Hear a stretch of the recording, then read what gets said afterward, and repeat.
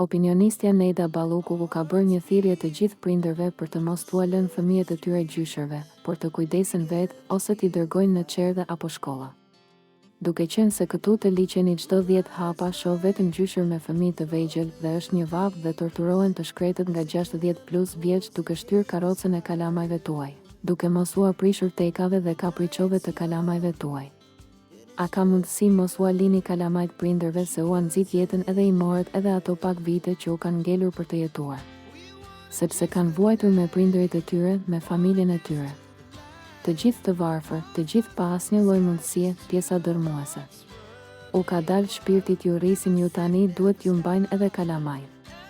Mbajini vetë kalamaj. Çojini në qerdhe apo në shkolla ose mos bëni kalamaj, thot Neda në një Insta story.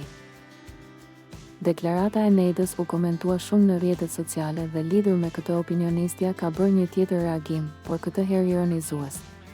Kjo është pastiço nga dora e dados filipineze e fëmijëve të mi dhe kjo dora e mrekullueshme e filipinezes që po ushqen ti me bi, ka shkruar Neda duke qeshur.